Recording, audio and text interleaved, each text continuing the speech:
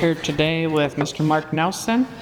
He's going to answer some questions for us and give us his background, which we're pretty excited to hear about. Question number one, how long have you been in business?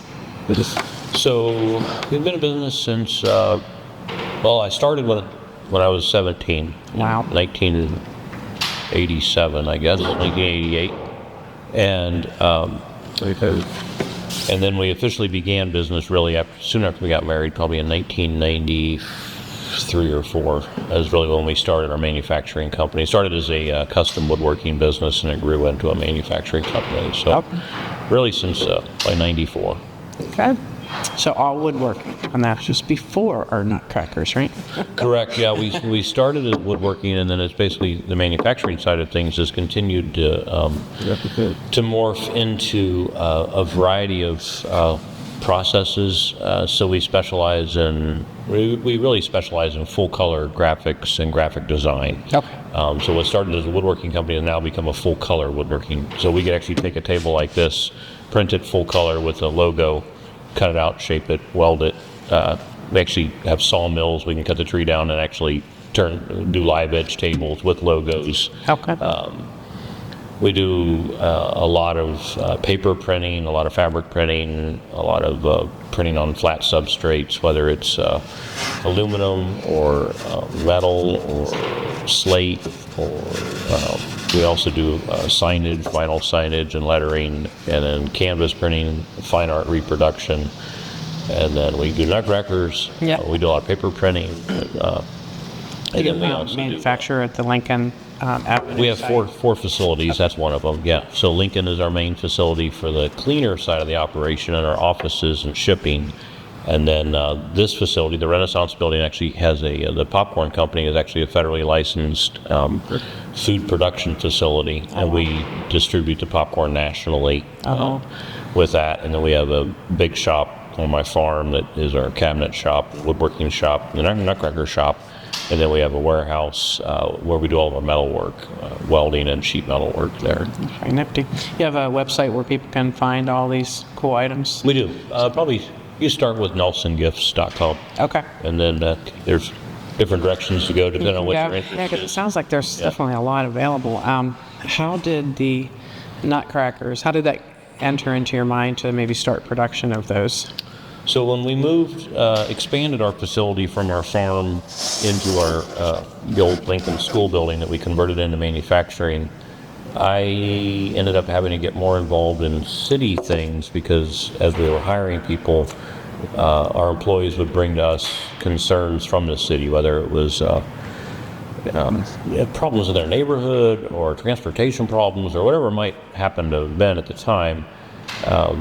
Basically, I kind of morphed into becoming a city business, city manufacturing business here in the city. And as we were doing that, we realized the need for revitalization, and we got involved in the Grand Theater project, which is right down the street. And Scott Dressel was really a big inspiration and continues to be to us with the work that he's done there on that project. He's the president. I'm actually the vice president of the project. Okay. And we've been at that for probably 14 years now.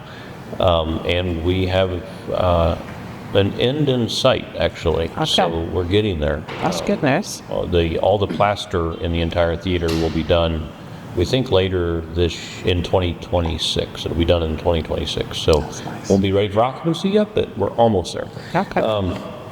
So then we basically got involved in that project, and that led to really realizing we needed Daddy Warbucks to show up in town and try and save us. Yeah. And Daddy Warbucks just never showed up. So we were at a meeting, and Mr. Barilla was the president of the fort, but also had a small appliance store, a new appliance store here. And we were all kicking around how terrible the Christmas parade was because there were no floats and nobody showed up to see it. And we were like, how can we make this better? And he suggested taking little nutcrackers and putting them in the empty storefronts on 4th Street. And I didn't say anything during the meeting, but I left the meeting wondering what if we could do big nutcrackers in front of the empty storefronts. Unfortunately, the storefronts, like on a warm day like we had this week, they fog over because the change in climate between the inside and outside. So the windows, the empty storefronts will fog over and you can't see. So that would be a problem with, with doing the nutcrackers inside. But outside became a public art project.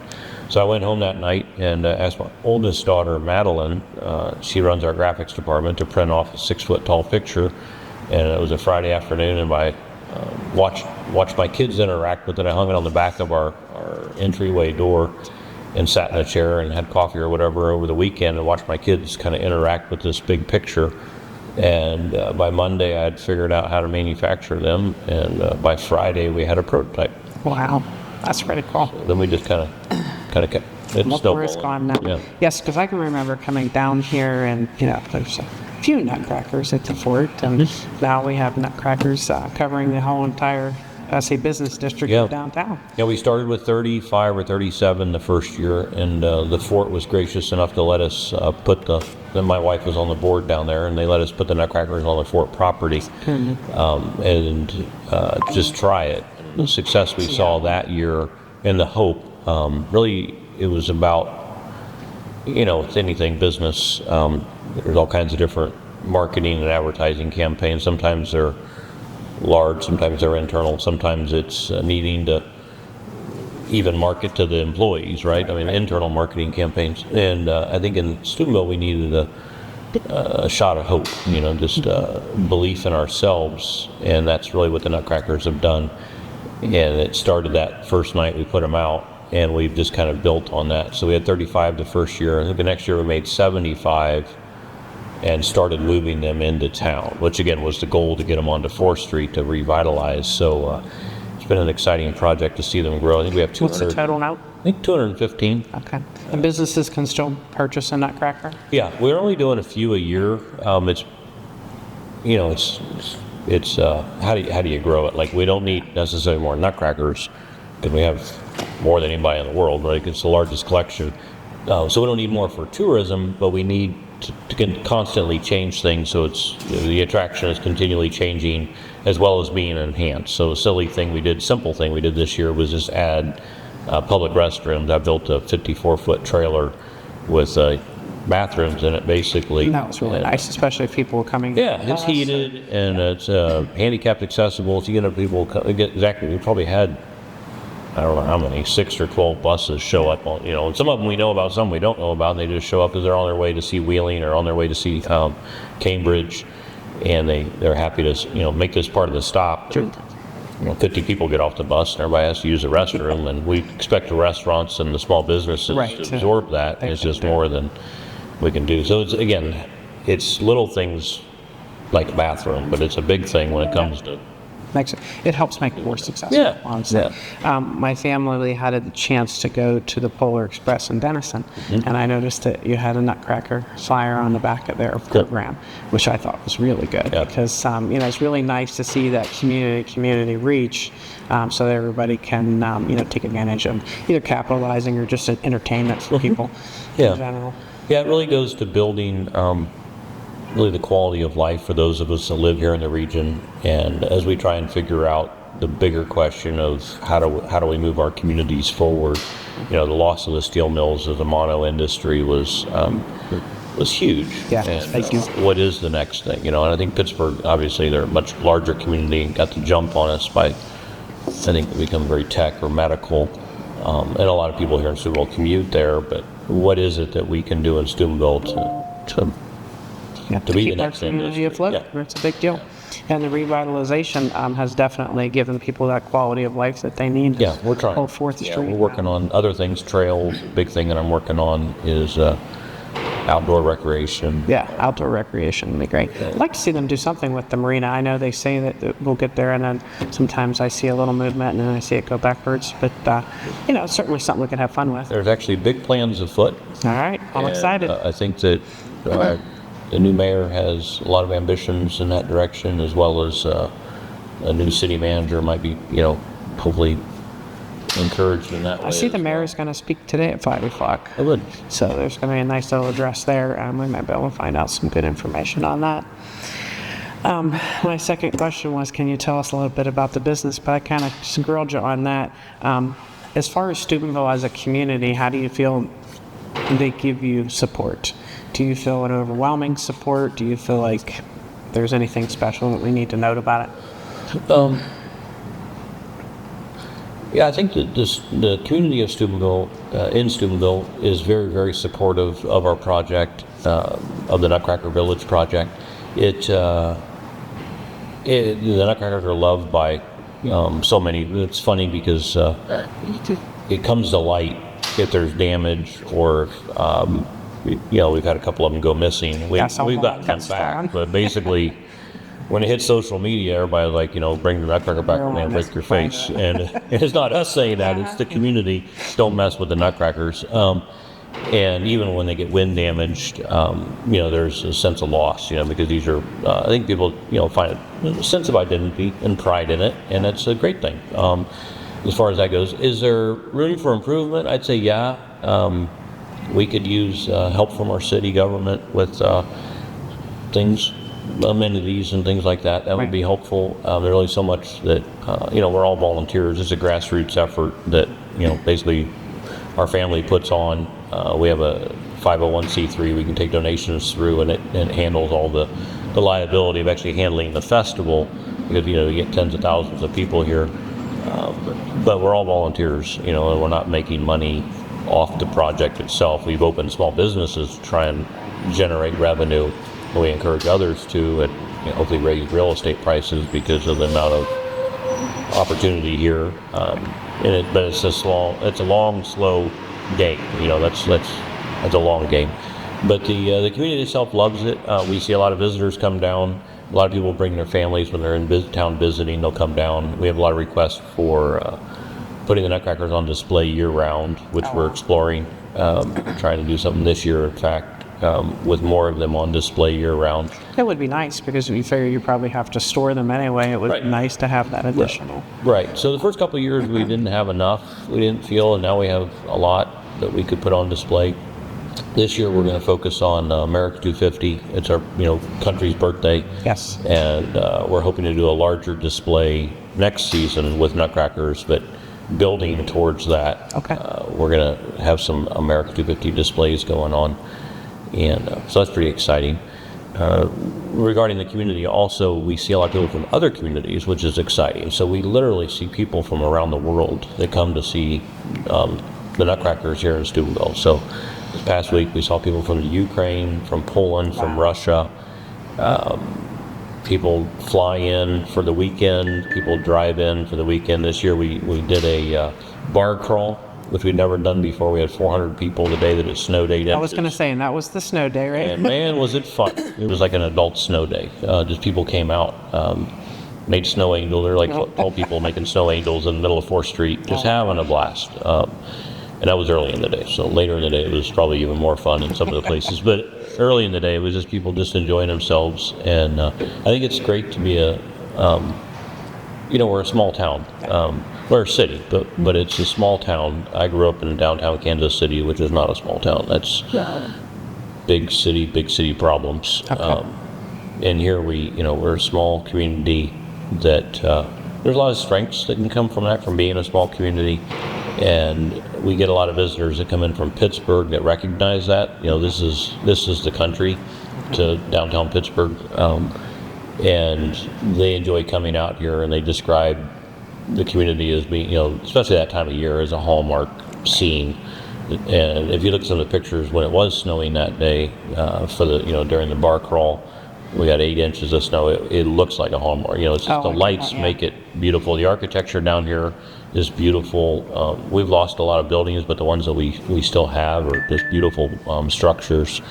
And so all of that lends, I think, to just being a great place, great space, and I think that others recognize that.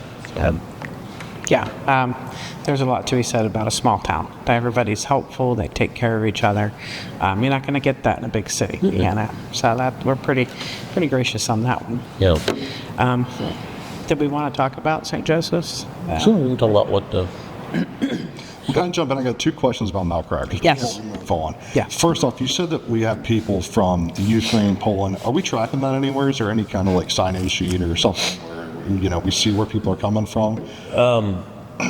We have in the past. This particular year we did not. We usually put a map up and people can put pins in where they come from around the state. We have photographs of past years. And I know that Fort Steubenville Visitor Center will also track where people come from as well. But a lot of it's just in conversation. So no, I don't do that. The city actually has been gracious enough to pay for a tracking, not really a tracking, the census taking software, where they do a geofence on 4th Street, and they provide us the data from what that is. So we know that like last year during the Nutcracker Village on 4th Street, I think there was 46,000 unique visitors. And they do it via cell phones. So they set the parameters of, a geofence of a geographic area plus, I think the cell phones had to be here for 45 minutes or more.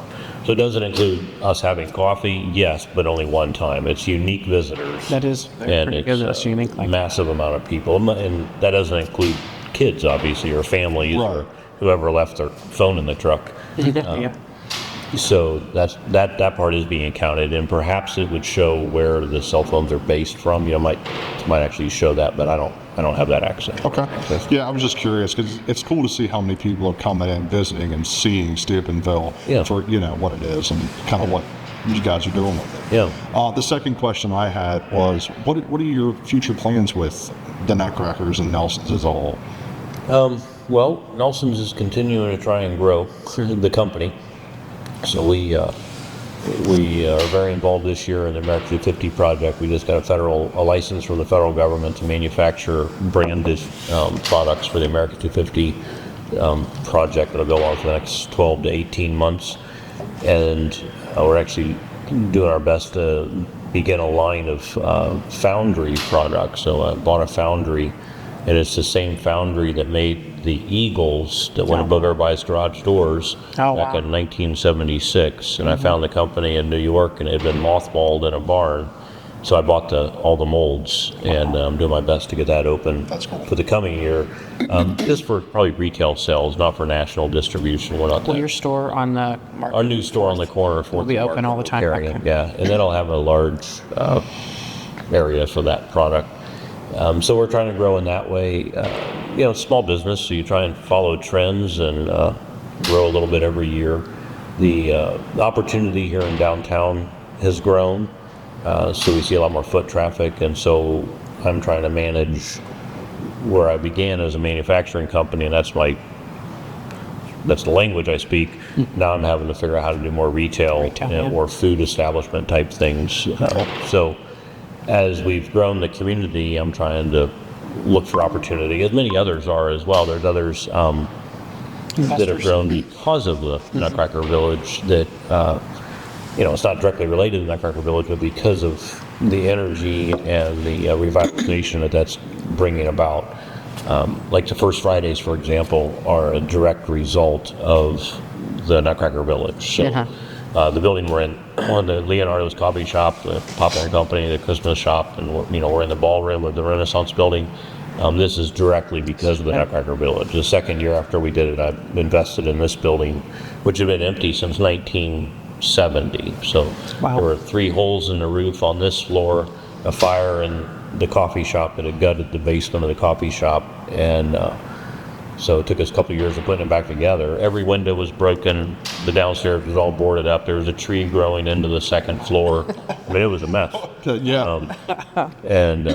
you can see the beauty of what was behind. It just takes a little bit of elbow grease and a lot of elbow grease. And some vision. I mean, that's what it really takes. And really, it's, the coffee shop then led to community growth, and the community growth then led to the First Friday project that my daughter and the Harmonium Project, Mark Barnes, the head of the Harmonium Project, does.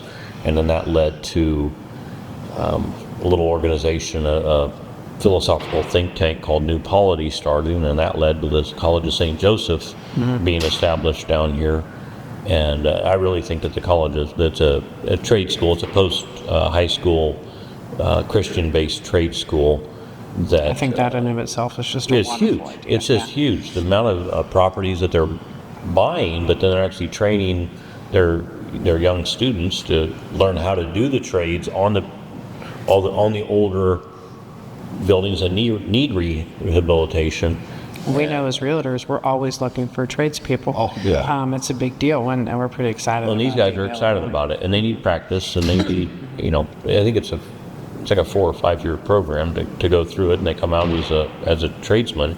So it's a huge. I think that's probably one of the largest impacts that we've seen downtown, and they're just getting going. So they're in their second year.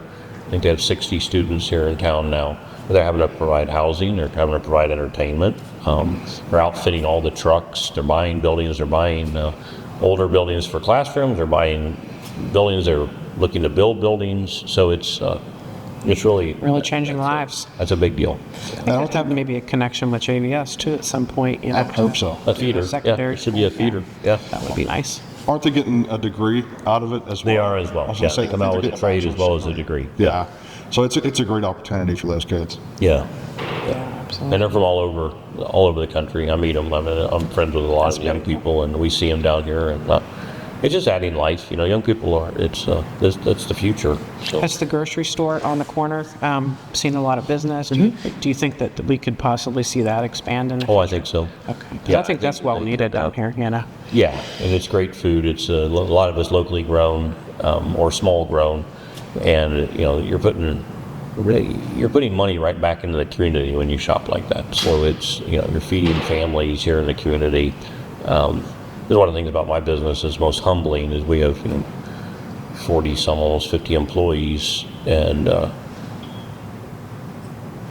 some of these people they're buying homes now. I don't know what real estate company they work with. We say I'll recommend you guys from here forward, but but they're buying homes for the first time based on the ideas that I might come up with in the manufacturing processes, but the money's staying local, and they're buying or building here locally. Yes, absolutely. You're building the community that way, which is absolutely wonderful. Yeah. And it's always good to be a homeowner instead of paying someone rent. Yeah. Right? Yep. For sure. Yep. That's for sure. Well, Harvey Goodman's always around. If you ever need help, we're always open to help you with whatever you need. Thanks for anything in that regards. And is there a certain way that people should reach out as far as to get involved, either volunteering or maybe financially? What would the suggestion be for that? We could use all the help we can get. We pretty much use social media or our website for gathering all that information. The phone numbers are on there. There are probably email addresses on there as well. My daughters kind of manage all of that infrastructure for us. Just because, that's their role to play. Would they use the Harmonium project as a blanket, or is there some place specific? No, it'd be the Nutcracker Village website. It's SteubenvilleNutcrackerVillage.com. Okay.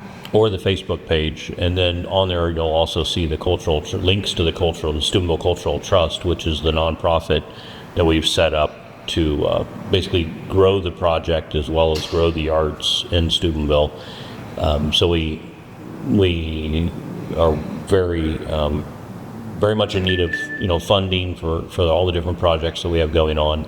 One of the bigger visions we have that the trust would like to see done is take a building and actually open it as a cultural artisan center. Okay. You would actually come for class and learn pottery, learn woodworking, learn knitting, crocheting, guitar playing, all the different. There are many different arts, and people have many different interests. So whatever we can find teachers for and interest for, and pair those up in the building.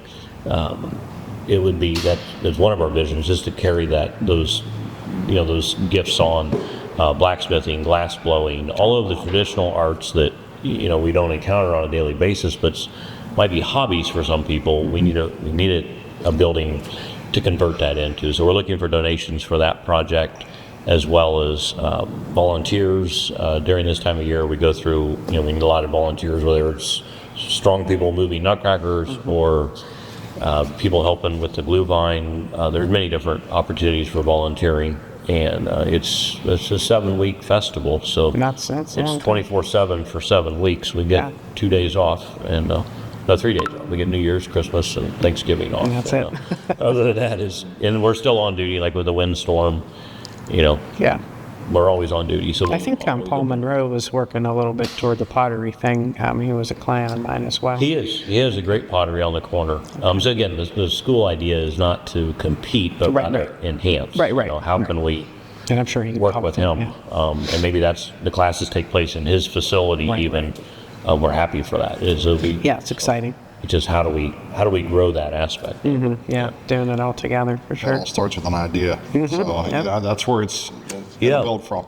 Yeah, and there's a lot of young people people of all ages. Like Paul offers classes for people of all ages, and they go in to learn pottery, and we're never too old to learn something. Right, absolutely.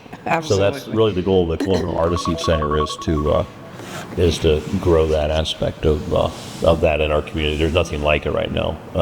Even dance. There's actually no schools for dance in Steubenville, Ohio. No, that used to be. It's a big thing. There was one up on Lake Bell, and her name escapes me now. They're in the community. I mean, they're surrounding us. Yeah, they are surrounding us. Absolutely. In the city. So there's limits. Was Marsha Follow? Yeah, do you remember Marsha Follow? She was the last dance studio in Steubenville that I remember. This room was a dance studio in the late 1800s. It was built as a fraternal lodge for the woodmen of America. And then after just probably 10 years, it converted into Logia, Loggia, his dance studio. And it was a dance studio up until the 30s, actually. Wow.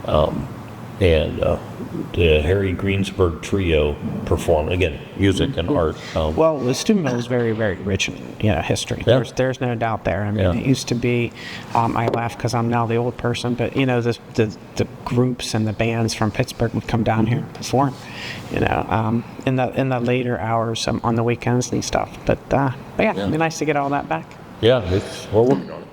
Thanks for coming and having a chat. Yes, we really appreciate you taking the time out of your busy day. Yeah, it's all good. Yeah, it was a good talk.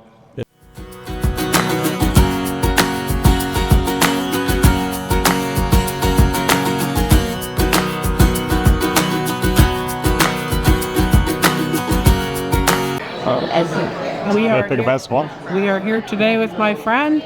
Can you give us your name and what your position is here? Jim Cheney, coffee roaster, one of the managers. Perfect. How many years have you been in business? I think 8 years or so. I've been here since the beginning. I mean, we're building the place first, and I opened it up. To what it is now, you've made a tremendous difference for sure. Can you tell us a little bit about the business as far as what you do on a day-to-day basis? It's pretty much, roast coffee. Just eat one thing, inventory, whatever. Just, work at the barista side if they need help, and working in the kitchen side, just keep busy with helping the customers come through and doing everything. Yeah. And you've expanded into like a lunch menu and everything now too? Yes. What are your hours here? Our hours here are 7 to 10. Saturdays. We're closed on Sundays. Okay. So people can come in and enjoy food or drink anytime? Yeah. Well, the food is certain hours. I think 11 that's great. Sandwich. Okay.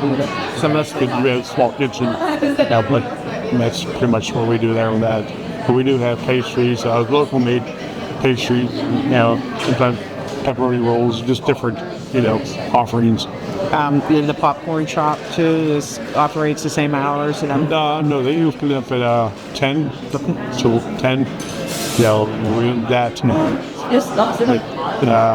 Popcorn and ice cream with our series. And they've expanded to shipping and all over the place now? Yeah, actually it's been more than earlier. That's been implemented before the coffee side. I mean, it's been, it started in the garage. The one that, their place up there, Nelson's. How about the Nutcracker store? Is that a seasonal kind of thing? No, we're open all year round. Okay.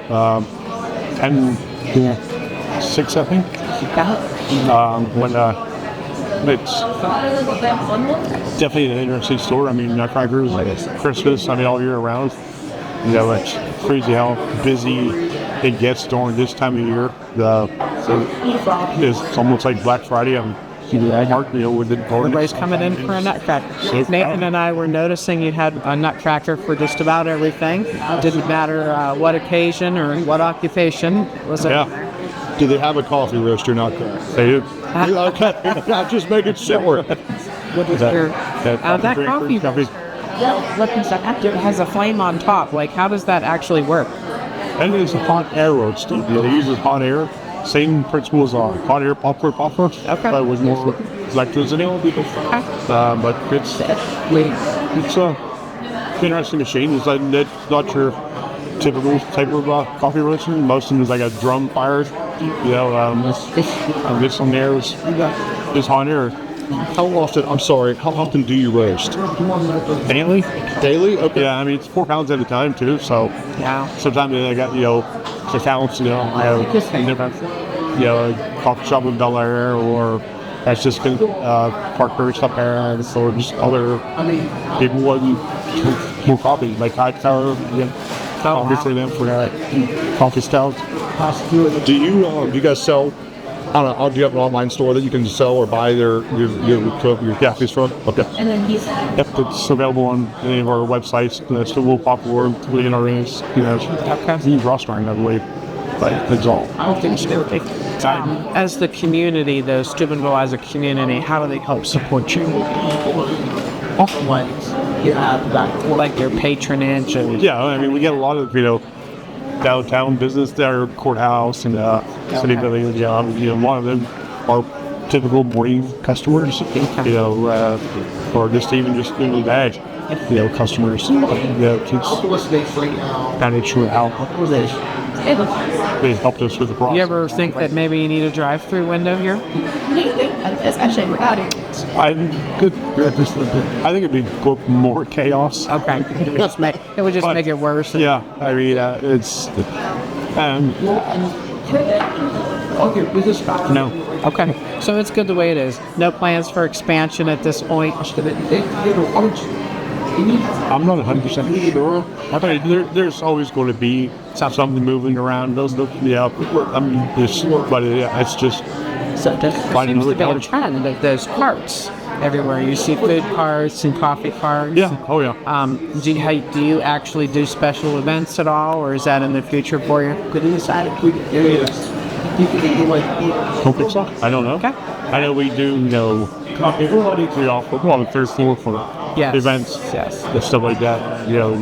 We did get to go upstairs and see there's an event center here. Yeah. The second floor seems to be Dad's open for it, and also a lot of seating area. space. I think before that's too.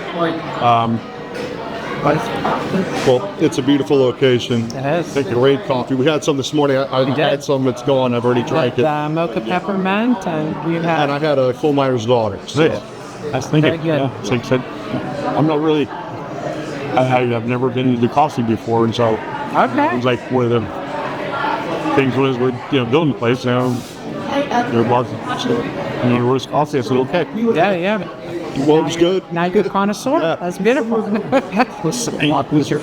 Anything else that we need to know about the coffee house that we missed? I mean, it's very eclectic and very just put together. And if there's some of the things it's just Great atmosphere. yeah. The fun thing is I like to do is also talking to people when customers come in. You can tell, out of town folks coming in. I mean, it's fun just to see where they're from or what they're doing. Either dropping the kid off from school in a Franciscan or just coming one now with the season. I mean, it's just see where they're from. What brazen hair. Connection to everybody. Yeah, who would have thought Steubenville would have been a tourist wave destination? We're getting Definitely coming into buses. Yeah, I remember back in the beginning, Mark showed me a picture of his, talking about the nutcrackers and stuff like that. And it's kind of like, yeah, okay. But I'm thinking to myself, that's okay, nutcrackers, okay, But we had no idea what it was become, right? It's definitely has been a large enough fun challenge. I mean, fun, fun ride. That's fun. I mean, it's always fun. We got to be a part of it all, so that's pretty awesome. Well, we thank you for talking with us today. Appreciate your time. Thank you. I know it was last minute, and we really appreciate it. All right. Thank you.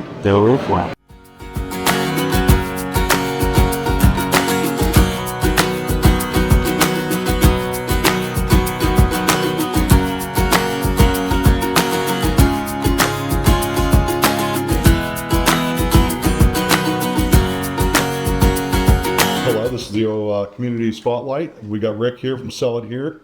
Rick, can you do me a favor and tell me what you guys do here? Sure. My name's Rick. With Sell It Here, we fix electronics, cell phones, laptops, computers, consoles, PS5s, Xboxes. We also sell used electronics at a discounted rate. We sell prepaid service, Xfinity Internet, $45. Get you online. Wow. Even if you have money. Are you guys, are you okay with Apple products? Because some people kind of steer away from that. Fixing them or selling? Both. Yes. We've been doing it for the last 12 years. Okay, great. Yeah. It's hard to find now. That actually hit our next question, which was, how long have you been in business? You guys been in for 12 years? 12 years, yeah. Awesome. 2 locations, one in Bridgeport, Ohio, and then one in Steubenville, Ohio. Okay, perfect. Very nice. So, a little bit more about you. Can you guys just tell us what you do other than just fix things, or is there more to it? What do people normally come in here for?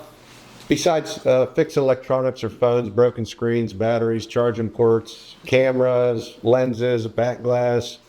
On the cell phone side, we also do like tablets, laptop issues, any laptop issues, or if somebody's got big issue today is like bad apps or viruses, we get a lot of that too. So if you have problems with that, we can also clean that up for you as well.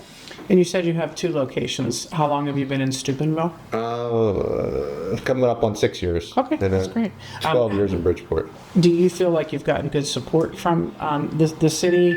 Can you elaborate on what that support might have been or how you feel about it? Absolutely. We have great support in the city and the surrounding cities. We have great relations with all the cell phone carriers. Oh, great. We go out and talk to them a couple times, like every few months, to see if there's any needs that we need to meet or if there's any needs that they need to meet for the customer.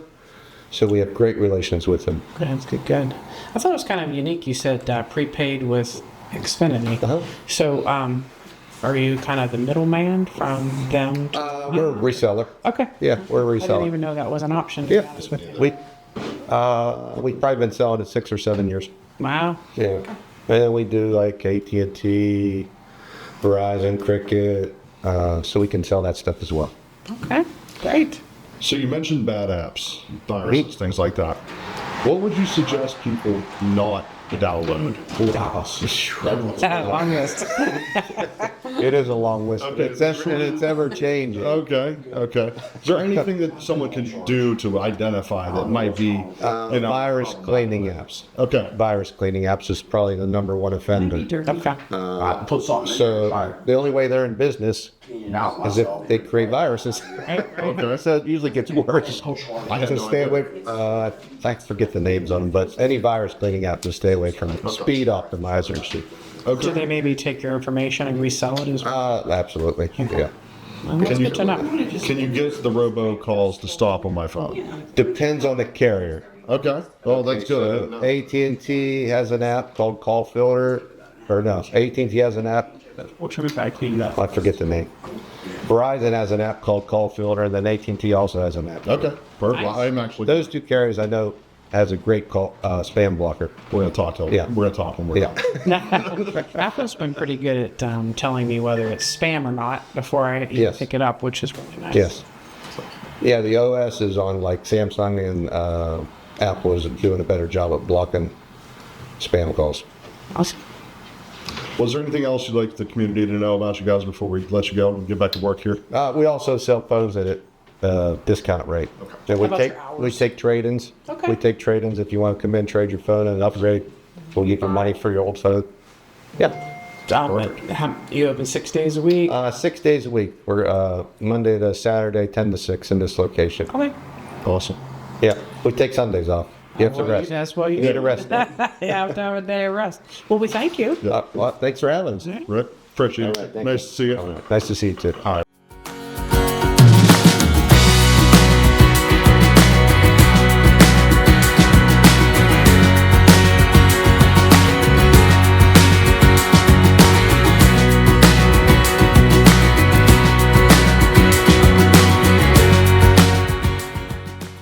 Today with Bill Powers, the owner of Powers, I say Defensive Tactics. I guess that's your full title. Yeah, Powers Defensive Tactics. So we're much more than a gun shop. We do concealed carry training, armed teacher training, and other trainings.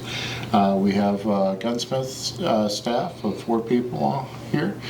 And we buy, sell, trade, and consign not only firearms, but less lethal self-defense tools, and train folks on how to use them. That's pretty exciting. And it sounds like you're a pretty good, from our little bit of conversation, a pretty good community partner. You're really out there working with people, working with other businesses, and helping people get it done. How long have you been in business? In this location, we've been here for 10 years this October.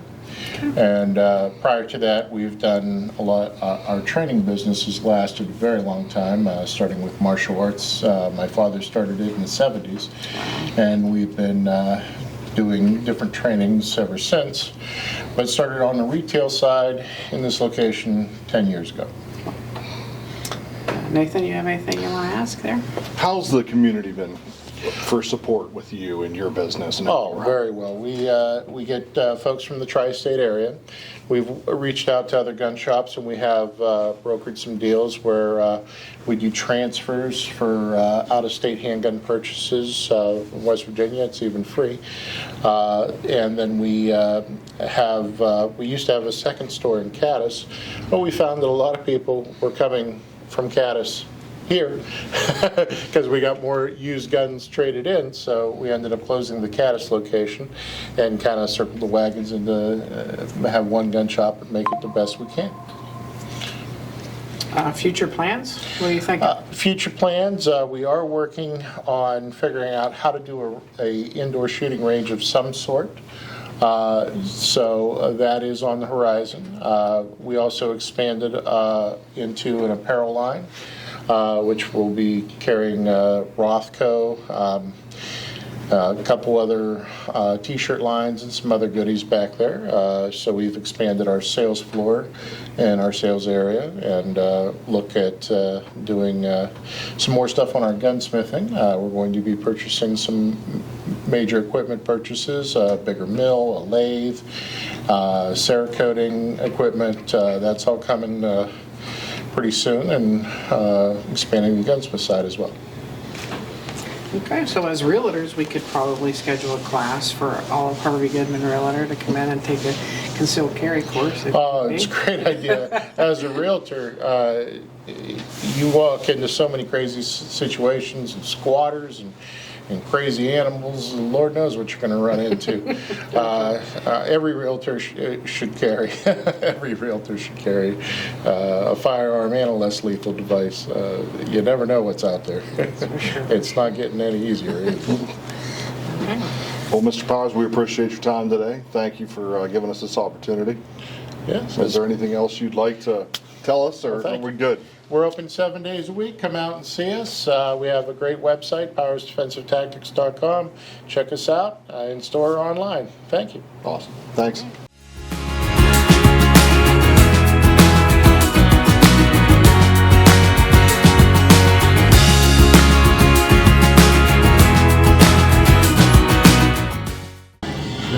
Good afternoon. This is Nate Slosser, Lori Raymond. We're here with Tommy from the Ville. Tommy, can you do me a favor? Introduce yourself. Tell us a little bit about the Ville. Sure, Nate. My name's Tommy Coder. I just recently took over the Ville for my dad, Tom, when he retired. And we are a family-owned and operated business since 1996, so this is year 30 for us. Right here in the Fort Steubenville Mall, same location. Yeah, that was pretty wild for sure. So we know how long you've been in business and about your business. How do you feel, and of course, this would probably be, growing up with your dad owning this, how Steubenville supports your business here? Well, Steubenville being a small town, I feel like there's a lot of other smaller family-owned businesses, and I feel like we all feed off of and support each other. It's a circular economy where we do something for one business, they might reciprocate and support us, whether it's donate or be a part of an activity in the community or just support on somebody else's business, and they seem to always give it right back, so it's awesome. That's awesome. So tell us about your hours, your offerings here. Do you do catering? Do you host parties? Those kinds of things? Yeah, sure. So we're open every day, Monday through Sunday, 11 a.m. to now 10 p.m. on the weekends. Sunday we open at noon. And we offer American and Italian food, so open for lunch and dinner, different homemade soup of the day, salads, sandwiches, pastas. You can get your meat and seafood fix, but everything's made and prepared fresh daily here, and we've been doing it the entire time. Catering's an idea we have, and that's in the works, so stay tuned for potential catering, but no, everything's always just done in-house, and we dine in or do carry-out. I noticed I think I've been here on a couple of occasions where we rented like the back room area. So you could host small parties. We can host small parties in that back room. The seating capacity is about 150 people. And yeah. Awesome. Tommy, what's your favorite dish? My favorite dish would also probably have to be a customer favorite, steak salad. Okay. Or chicken salad. Big old salad, bed of fries on top, grilled chicken or steak. Awesome. With any one of our homemade dressings, probably ranch for me. Your salad dressings are absolutely awesome. And I'm not sure if I'm saying it right, but your chicken and rico is it pan-fried, lightly breaded? You got it. You know the menu just as good as we do. So good. It's not something you ever get anywhere else, which is really nice. Is it? Okay. Awesome. Well, hey, we really appreciate your time, Tommy. Thanks for taking it. Yeah, you bet, guys. Thank you. Take care. Come to the Ville.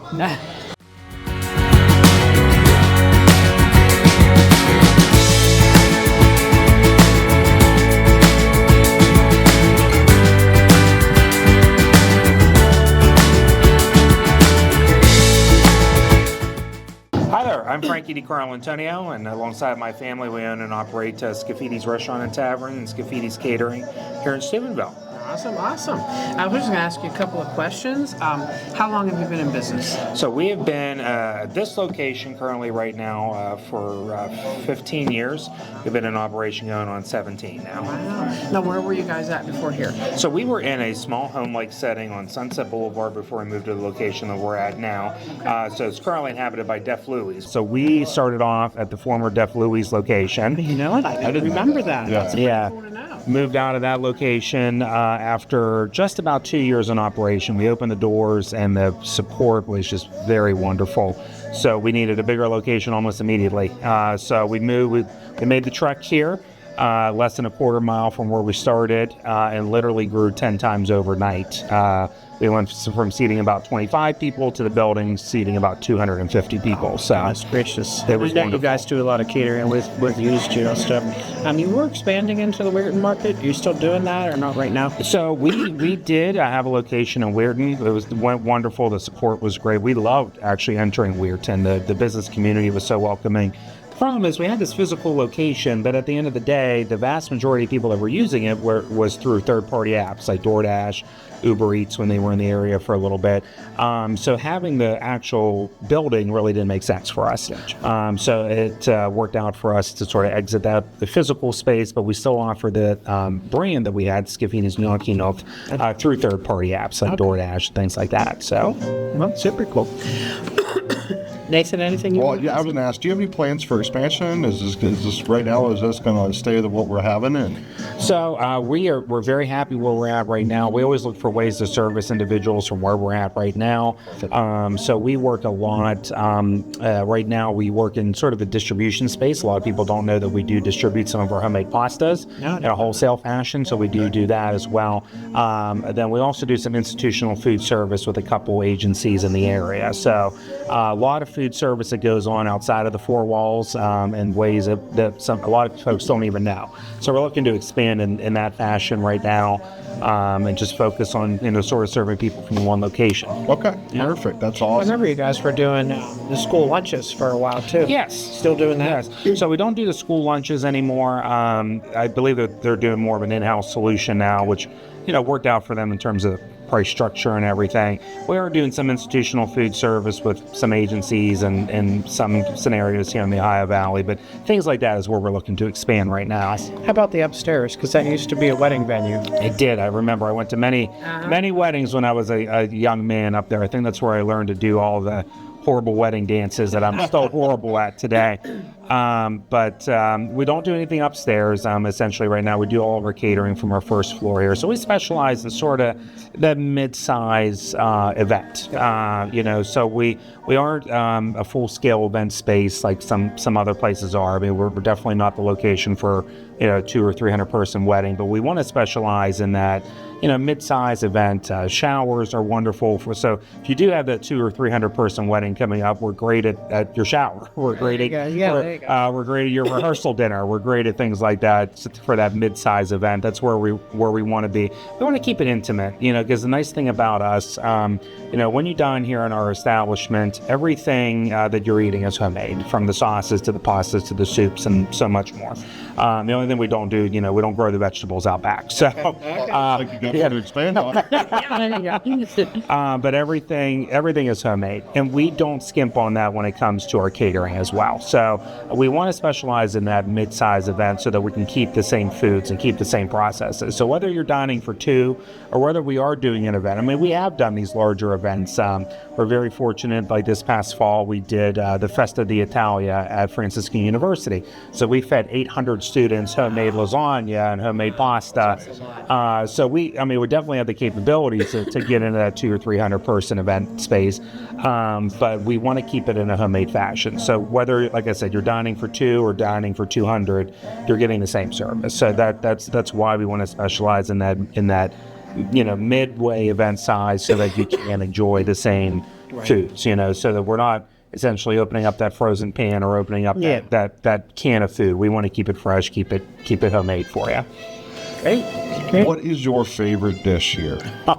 That's so hard. The question. I love them all, and I know you're looking at me from the waist up. Well, not even the waist up, the chest up right now. I'm a bigger guy, so as you can tell, there's not much I shy away with in terms of food. I'm a sucker for our gnocchi. I grew up on them, so this is everything here mainly. I'm very fortunate in our operation here. We kind of blended together two different families. So I come from one side, and we obviously have another side. So this is kind of a blended operation. So we have sort of the culinary expertise and the culinary facets from throughout Italy, from northern Italy and southern Italy, kind of coming together here. So I'm a sucker for the gnocchi because I grew up on those, but I also like a lot of our sauté dishes because that's kind of where the South comes in our cuisine here from Italy. So, but our gnocchi is what I grew up on. They're my grandmother and my aunt's recipe. So that's what made me the bigger guy I am today. So that's definitely my favorite. Awesome. I like the pink sauce because I don't have to decide. Absolutely great. Lobster bisque is good. Meatballs are great. And then we've had Christmas parties here, so I know you are able to do that too. Yes. As far as Steubenville itself, how do you feel that our community has supported you, your business, everything about Scaffidi's? We wouldn't be here obviously this long without the support of our local community. We wouldn't have moved without the support of our local community. I mean, the outpouring of support and just the support in general that we received when we first opened is absolutely wonderful. I mean, like I said, within a year, we knew that we needed to move to a new location. Within 2 years, we did. And since then, we've expanded and worked into the catering world, worked into the distribution space, worked into sort of the institutional food service market here in the area. So it's been wonderful. without our customers, without our support, without people patronizing us over time, COVID really warmed my heart. I know that a lot of people don't sort of combine that. A lot of people don't say COVID warmed their heart, but during COVID, whenever restaurants were hit very hard, the community really came out. I mean, I've never seen in my life so many carry-out orders because, obviously that's all we were able to do. But, let you survive with something. People really went out of their way to support us. People went out of their way. I mean, we were, obviously we couldn't operate a bar during that time. People went out of their way to make their beer purchases from us so that we can get rid of our stock. And just so many little things that people have done to support us. And what even warms my heart even more than that is we love giving back to the community in various ways. Over the years we've been in business, we've done a lot of partnerships, whether it be with the Friendship Room, whether it be with an individual that may be going through an illness. And we do charity nights with them to try to support them in their financial needs and in their community needs. And the support that we see every single time that happens is unfathomable about how much there is out there in support. Our community supports other people, even if you don't know that person, even if you don't really, maybe if that's not a cause of your top tier passion, people still come out and support. I mean, we've had children with leukemia. We've had adults that had lost their house in a home fire. The Fallensby floods several years ago. We've done partnerships with all of these things, and people turn out in droves to support these causes. So Steubenville not only supports its businesses, we support each other, and that's really, really wonderful. I mean, I'm fortunate to have been born and to have been raised here, so I really don't know anything different, and I think that ignorance is wonderful. And when you tell other people about that, when I work with people from throughout the state and other ventures that I do, whenever they say, the lack of community compared to what I'm describing to them, really makes me proud to be here from Steubenville. I agree with wholeheartedly. Yeah, you're echoing that, and a lot of the people that we've spotlighted have said the same exact thing. So it's really nice to hear it continuously, echoed, like I said. Yes. I mean, Steubenville is wonderful. I mean, like I said, our local businesses are really, we hear this all the time. They're the backbone of the community, and that's really the truth at the end of the day. Your dollars that are spent remain here. I mean, they're not being sent out of here. The investment was made by people from here. The investment is staying here. The investment in local employees. I mean, it really is the backbone of the community. And, without them, it would leave a big hole. And these are the organizations, I'm not saying just us, but other businesses, whether it be retail, food, services, whatever it is. These are the people that show up and show out for a lot of our nonprofits and our other agencies that are supporting the area. So if you support these local businesses, they're in turn supporting our agencies throughout the area. I almost say welfare agencies. I know welfare might have a negative connotation sometimes, but I know what you mean. Yeah, our nonprofits, our friendship rooms, our urban missions, so see you guys feed the friendship ring. Freaking.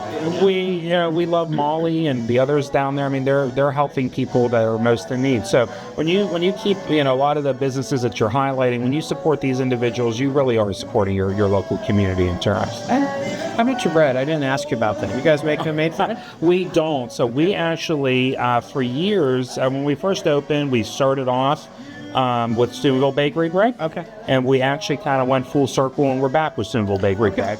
Yeah. Now that the Bellardine family is with Steubenville Bakery, owns Steubenville Bakery and operates it now. They have increased their offerings and increased their hours and increased their output. So we've been able to return to Steubenville Bakery. So the rolls that you're getting they here, have the best rolls. I mean, let's face it, that's all about the bread, right? That's what you're getting. You're getting that nice hard roll. The nice crunch when you bite into it. How about your wine? Because I think it was Frankie's Cabernet. Oh, I look better on the bottle, don't I? So we have partnered. This has been years ago, and this is kind of a kept secret here. So I'm a wino myself. I drink it probably more than I should, but that's okay. But with that, we partner with a Napa Valley winemaker to make our own blends of what you see here. So we have 6 different types: Cabernet, Chardonnay, a white blend, a red blend, a white Zinfandel, and a Pinot Grigio. And we partner with this Napa Valley winemaker to make the blends exactly how we like, how they are presented to you now when you drink them.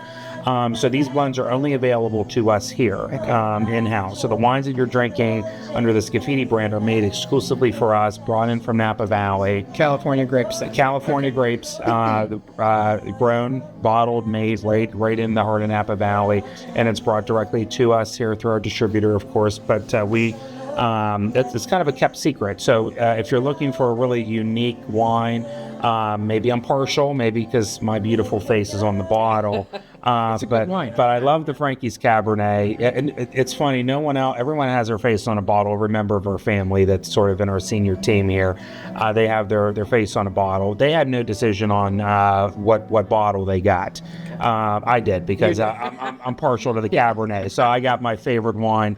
So, but it's kind of a kept secret. It's reasonable too. Like, your wine prices are very reasonable. We sell everything to go. So if you're looking for just if you enjoyed that in-house wine that our house blends, our house wines that we were just talking about, if you enjoyed them, you could take them out for state minimum pricing. So you can grab a bottle to go if you enjoyed it in-house, because you can't get it anywhere else. Ever put together gift baskets that people can come in and purchase? We do. So we have wine gift boxes. We have the last couple of years. We haven't been able to do it the last couple of years due to some supply chain issues, but we did even the 12 days of vino. So you get a full bottle of wine for 12 days. Well, however you want to enjoy it, we let you enjoy it however you want. Yeah. If you wanted to drink 4 bottles on Christmas Day, that was up to you. But you can have, ideally, it was a full bottle of wine for the 12 days leading up to Christmas or after Christmas. I needed the 12 days before Christmas. Yeah. We all know during the hustle and bustle. So we do the baskets and different things like that. So you can always stop by for things like that too. That's nice to know. We can use it for closing. Yes. So. Hey, well, we certainly appreciate you giving us time today. We're excited to meet with you and hear about the business. Even though we get to experience it locally, of course, it's nice for us to be able to share with our viewers everything that you're doing. We really appreciate Harvey Goodman Realty, all of our partners in the real estate, industry around here.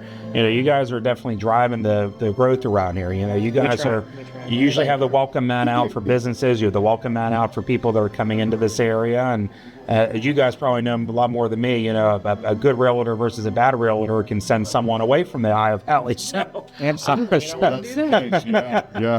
so thank you guys for sort of being you guys kind of roll out the doormat for people coming in and businesses coming in. So thank you guys for everything you do to be good reps of the Ohio Valley in general, really. Very much appreciate that. So, thank you so much. Thank you so much. Nice to meet you.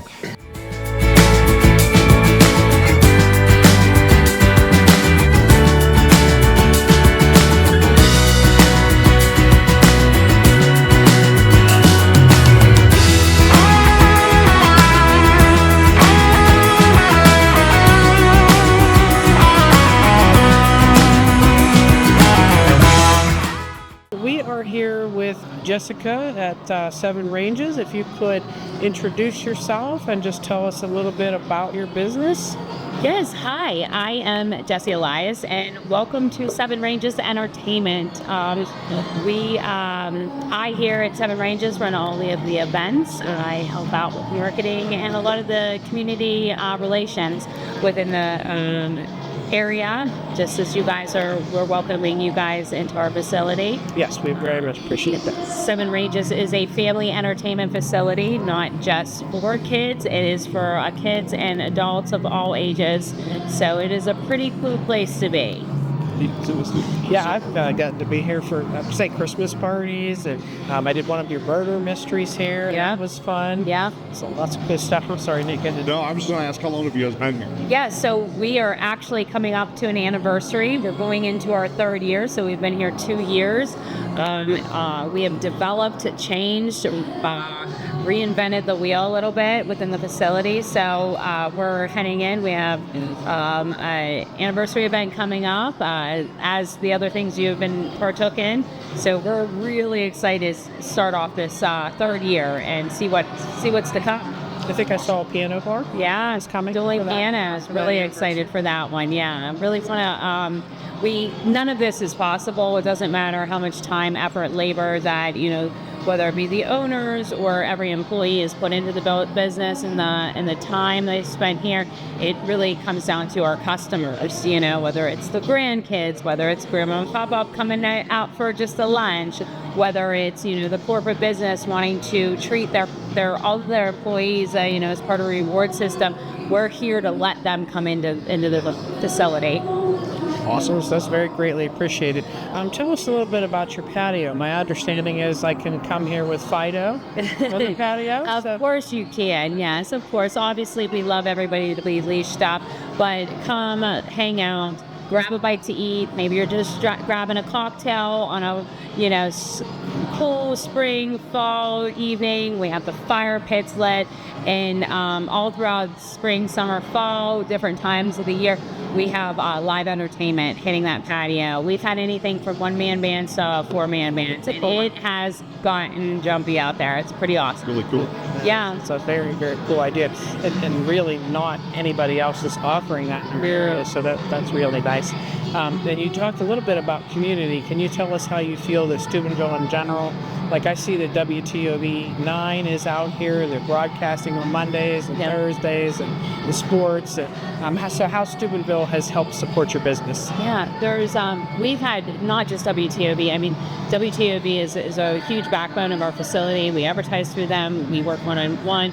We come up with cool ideas for events and stuff like that. The WTOV Sports on the Go is bringing all their advertisers in to support that night, along with all of our specials, such as like wing nights, draft specials, stuff like that going on throughout those evenings.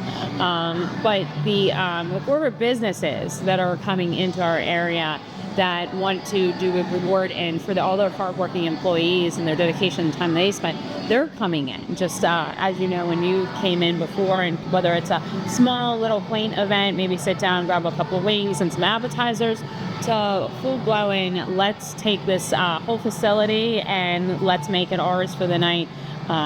We've been able to put so many smiles on people's faces.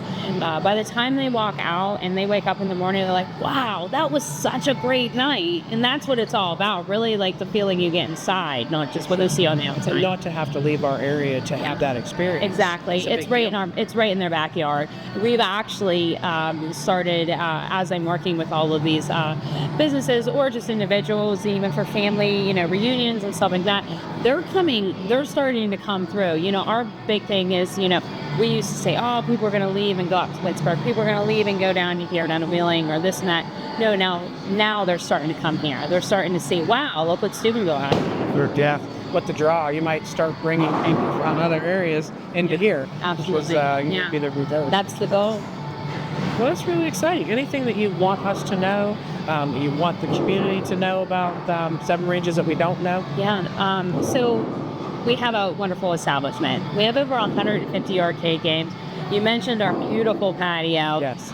We have a full restaurant that serves and basically fuels the entire establishment. So whether it be, you know, you want to come in and grab lunch, maybe a sandwich and a salad for lunch, or you need to do a full catered buffet for your entire team, or just you're coming in for a Christmas family reunion because you don't want to make the mess at home. Yeah. You can come in and do that here. What nice options. Yeah. So And so we have the arcade, we have the bowling lanes, we have our axe throwing bays back here. We have cornhole tournaments every Thursday. Yeah, cornhole's great. Yeah. On Sundays, once a month, we hold a huge cornhole tournament. So that gets the guys out, coming in, girls are coming out, having some fun with that. Live events, you can check us out online. We have a updated calendar right at Seven Ranges Entertainment Events. You can check out all the events coming up, but most of all, it's important to know that you have a safe haven, to whether it's to bring your kids out or you just want a nice clean environment. We pride ourselves, we clean our establishment every morning. Everything gets swept, wiped down, refreshed every single day. There's not a day I don't walk in here that it's not being kept out wet every day. And so that's something we really pride ourselves with making sure that our establishment meets our customers' needs and expectations. expansion? You have any plans, like maybe a skating rink, anything different? Oh, I don't know about that one yet, but I'll tell you what, when you hear about it, it'll be out there. Okay, all right, that sounds really good. Well, I can't thank you enough for meeting with us and sharing all of this information. We wish you luck and thank you. Thank you so much. Thanks for joining us. Thanks. Nice to meet you.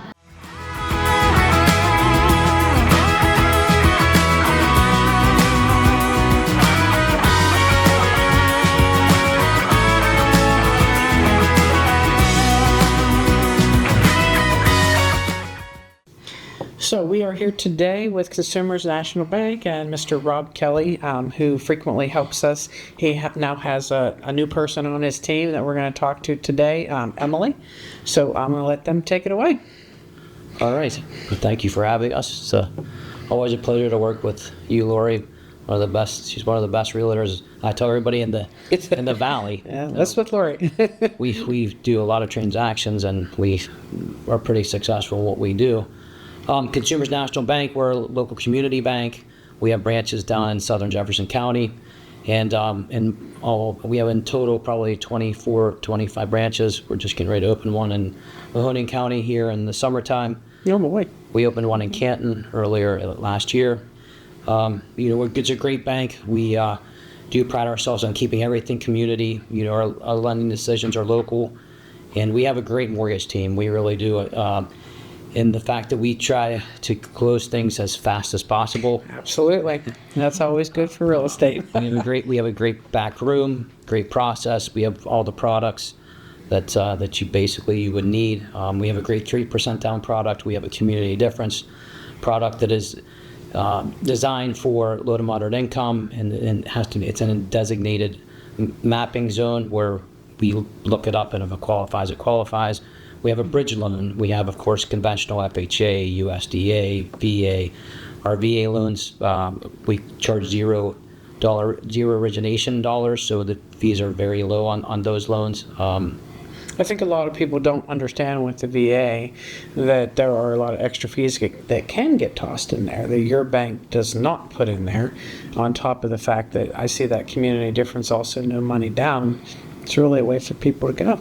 Absolutely. It's a lot of great products, and pricing wise, we're always very competitive. But I'd say that in your experience with us, it's been.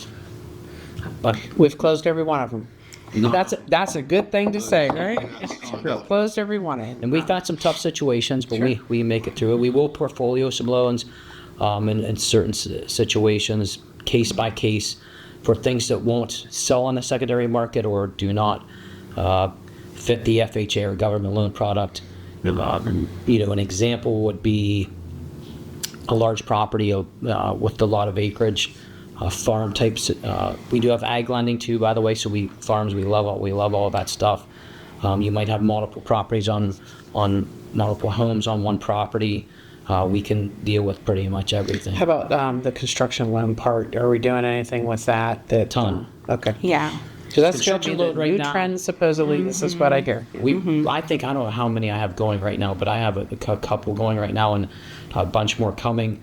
That is we have a great program. So our program for construction is, we can do it as little as 5% down. Your land can count as your down payment. I remember that, and I do tell people that your land counts as your down payment. That's a big deal. As long as they own it free and clear, or they have equity.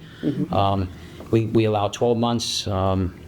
It's interest only for 12 months. You have 12 months to build your house, and we can be flexible with that on a bigger project, and we can. At that point in time, it goes into after the house is built and they're moved in. It's switched right to a 30-year loan. So there's just one closing at the beginning. And the rate is locked. It does not change at that point in time. And then, again, it converts right to a conventional 30-year fixed loan. Nice. And the bridge loan being like that, too, I don't know that a lot of our clients know a bridge loan is actually available to them. If you wouldn't mind touching base, I know there's 2 appraisals. I know they get 12 months to sell. Just going from one house to another. Is there anything that you think that people need to know about that bridge loan? So our bridge loan, we just have one appraisal on the bridge loan. So a bridge loan is this: you have somebody, for example, that has a lot of equity and they're they're buying a bigger house or downsizing, and they want to take the equity out of their house to use for down payment for the next house. We have a bridge loan that is a 12-month interest-only payment, and then during that period, they have that long to sell their house, basically. And we take the equity out of their current home. Say they need $100,000 and they have that amount available in equity. They put it down on the next home, and we do a mortgage on that as well. So They appraise their home that they're living in and the home that they're buying? yeah, we'll appraise both. So we do both. Okay, I just wanted to make sure on that. We do have some occasion where, now they do, let's back up just a second, they do have to qualify for both payments. Okay. But with taxes and insurance in both payments. But the bridge loan is interest only. In a couple of situations where we had to clean up some debt with the bridge loan, pay off some, it might have been cars, revolving debt, other types of loans that they have to get their debt to income ratio to work. We can do that as well. So it's a pretty user-friendly product. What is the debt to income ratio on a bridge loan versus, let's say, FHA? So FHA is probably the most liberal in that it allows you to go to about 50, but roughly 55. It's all automated underwriting, so we might be able to get it even higher. But VA, it is, the debt ratios could be, it's 60, and we get an approval. The bridge loan, we allow to go up to 48 or 49% total cumulative loan to value with the new mortgage and the current bridge loan. Okay. But we get a lot of questions about the bridge loan because it is a very unique product. And again, as I said, it's interest only payments. So we would definitely pay off the first mortgage because we want to be in first lien position. So the existing mortgage on the house, if they did have one, we'd pay that off and incorporate that into the bridge loan as well. And a lot of times what we find, people do these bridge loans and they never make a payment because they get into the new house, quickly sell their house. And in this market, as you guys know, houses are moving pretty quickly. You and I have done two. I think one in Rayland and one in Wintersville, and they both were very smooth. Actually, three. There was two in Wintersville that we did. So, yeah, super smooth. People were happy because they didn't have to worry about trying to show their house while they're there and moving from one place to another. So I almost see a trend moving towards that a little bit as well, since we're moving back to, I feel like we're going to move back to home sale contingencies. A lot. Again, Yeah, we for see sure. that all the time now. I think it takes a lot of pressure off, having to sell your home so quickly and how, you're going to plan that out and line it up so perfectly. It takes a lot of pressure off. It's a really great product. Most bigger banks do not have. And so as I'm looking, is it pretty much treated as a conventional loan otherwise as far as seller contributions or types of property or anything like that? So bridge loan, you're not going to necessarily get a seller contribution on that, but on the house they're buying, that would be a conventional. We probably are going to be, it's going to be a secondary market type situation in most cases, not in all, but case by case, the bridge loan works pretty well. And you're right, seeing a lot of contingencies right now. I just talked to a young lady today. They need to sell in order to buy, and so you're going to see that coming up a lot. And I think the market's going to heat up here. Yeah. Because rates are low now. We have rates in the 5s right now, where a year ago it was probably 1% higher. I think they're the lowest we've had in 3 years now. Yeah, I like to see that coming down. People like to see that too, and they generally feel more comfortable buying more house that way. Nathan and I right now, I think we have a triple play and a quadruple play. So as realtors, those make us really nervous because, one thing can't go wrong for anybody. So bridge loan makes it a little bit easier for us. The other product that I like is we have a 3% first-time home buyer program that the rates are, you get a better rate. You take a class online, you have to be a first-time home buyer, and it is the best deal out there, I think, because they get a break on rate, they get a break on PMI. So you consider that rate to be pretty competitive? It's probably like 5.75 right now, 5.875. Oh, that's really nice. And it's we do a lot of those.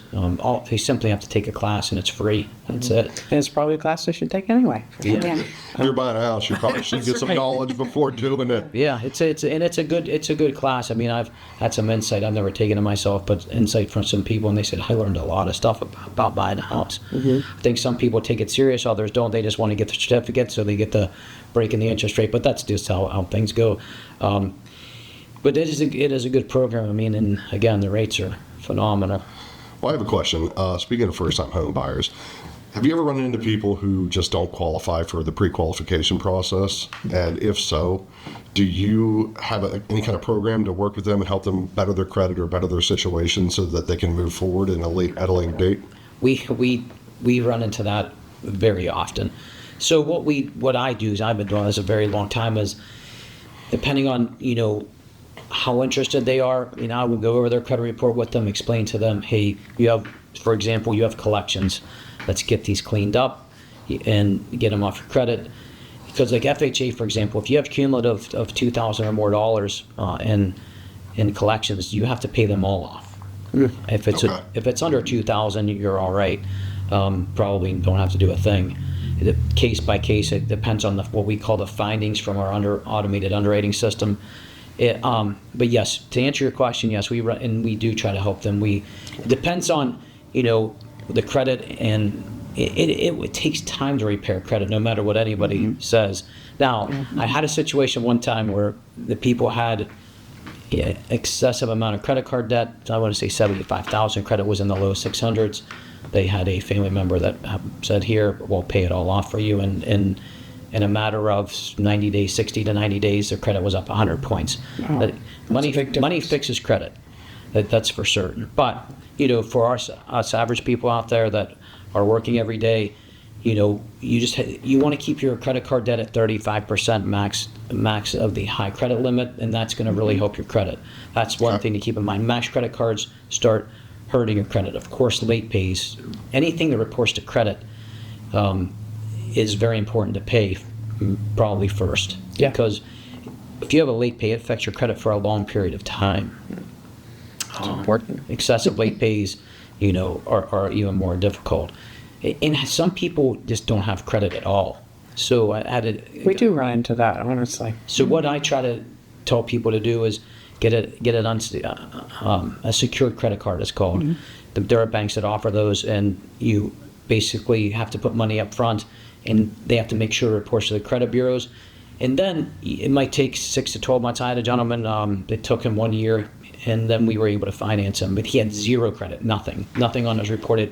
You don't see this very often, because most of the time, unless they're very young people, they have a collection on there or something. Yeah. They've never really paid attention to credit. And I don't blame people for not using credit. But in today's world, you have to have credit, because if you have good credit, you're going to pay a lot less than if you don't. Interest rates for cars and homes especially. So somebody who's new and getting ready to start this process, what would you suggest their credit be before they even really look into it? Because, everyone has Credit Karma now on their phone. I guess not everybody, but a lot of people They should. It's a great tool. It is. People don't realize that. Yeah, it's not something you pay for. It's not something that hurts your credit. It's a really good starting point. And you can look at it whenever you want. Like, I could look at my credit score today, and then tomorrow, and it doesn't affect my credit score at all. Correct. Where if they, if I had one of the creditors pull it, it's going to show a pull, which affects your credit negatively. So what do you think a starting score would be? So when somebody's new, if you conventional financing, the minimum credit in most cases is 620.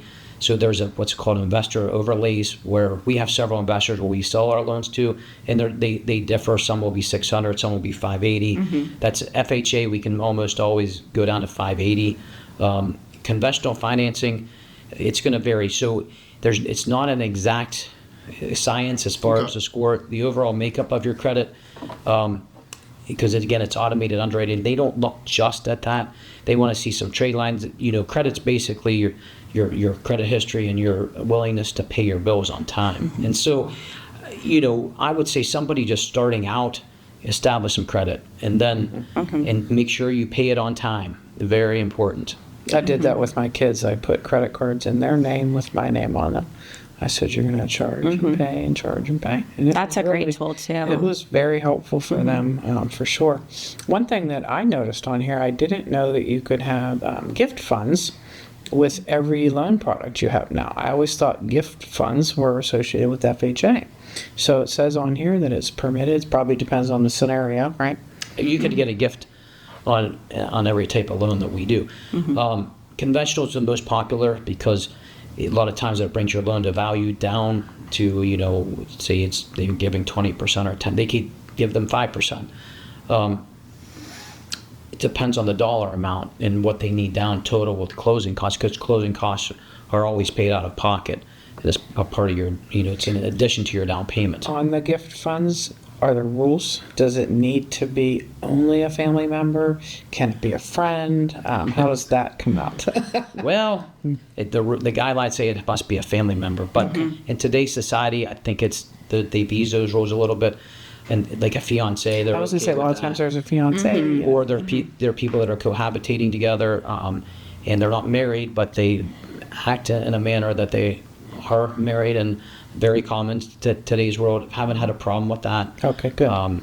Now, if it's they say it's my boss, that's not going to be allowable. Okay. And they definitely need to be verifiable funds. Can't be given from your grandpa out of his safe. Unfortunately, it needs to have a paper trail that we can show them. They're going to ask for that every time.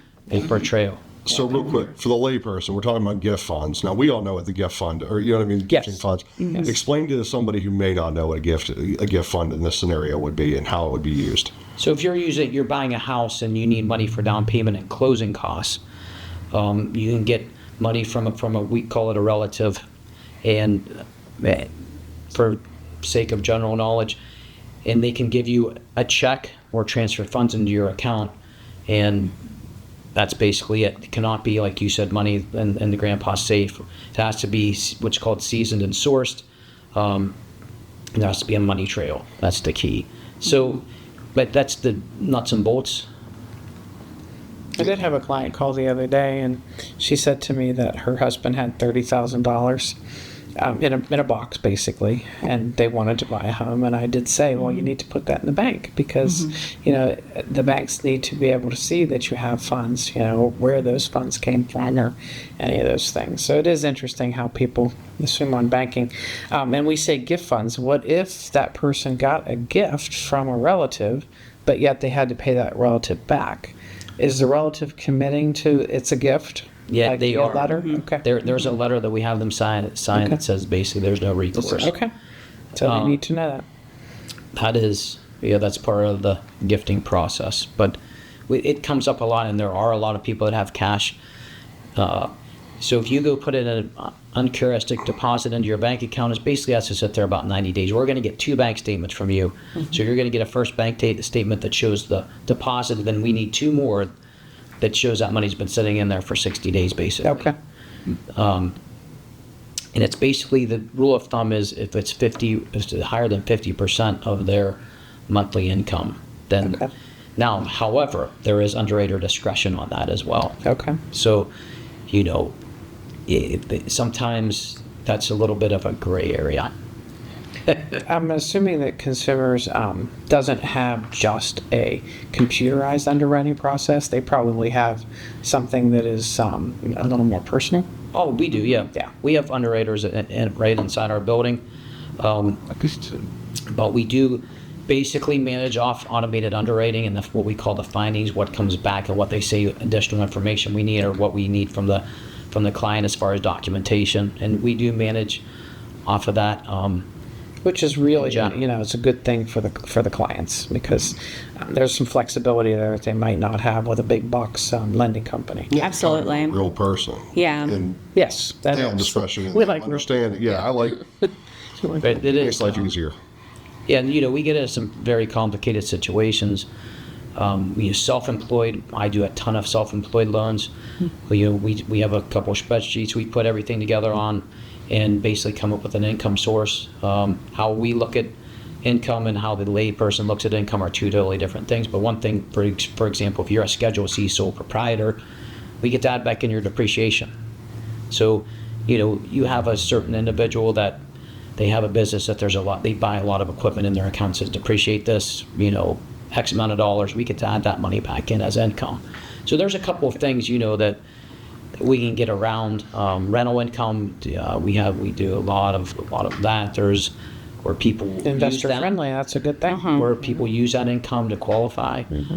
They just have to have a history of that. And you can't just have bought a house and in December of last year and then because we don't have there's no. I'm gonna rent this for $2,000 a month. I promise. Now there are programs though that will take, if you're buying an investor, they will take the rental income based on what the appraiser says on the appraisal. Okay. That's the most popular way to do it, and we could possibly use that income. We also have some programs that for self-employed that are bank statement programs, and they have to provide 12 or 24 months of bank statements, and we send it in, they analyze it, and that's how we get income. Well, rather than even looking at the tax returns. that's pretty cool. Which is very helpful. Yeah, for sure. You're going to pay a little higher rate for something like that, but there are individuals that that it will benefit from that type of situation. Yes, especially when it comes to what they write off on their taxes and different things like that. So it really is an extra opportunity for sure. You guys are in West Virginia, Ohio, and Pennsylvania, which is mostly where we're practicing. I don't know if you know, but Harvey Goodman is now new to Pennsylvania. So we have a broker in Pennsylvania and an agent in Pennsylvania, and we'll continue to grow that. Any other areas that we should know about? So we can lend anywhere in the country, anywhere in the United States, just about. There might be a couple places that we can't, but like maybe DC, maybe might be one. I can't remember exactly, but we can lend pretty much anywhere. Now, our bridge loan product and our in-house products are in our footprint. Yeah. And in surrounding counties. But yeah, I mean, I've just did a couple loans in Florida recently for people that are buying second homes. People are buying investment properties. Down in certain states in the South, mostly. It seems that's where people want to go right now. After this winter? Yeah. Understandable. How do we blame them? I'm thinking the same thing. Yeah. Okay. So basically, we need people to know that you and, of course, Emily now are available all the time. As you said, even on weekends and in the evenings, because a lot of times people work, they can't use their phones. So Consumers is a good place if you need to be able to get information quickly and educationally. So they will also help you with anything in that regards. Anything else I'm missing? I think we covered most. Yeah, everything. I think so. Well, thank you so much for coming and doing an interview with us today, and we look forward to getting that out to our clients to see. And Yeah, thank you for having us. Yes, thank you so much.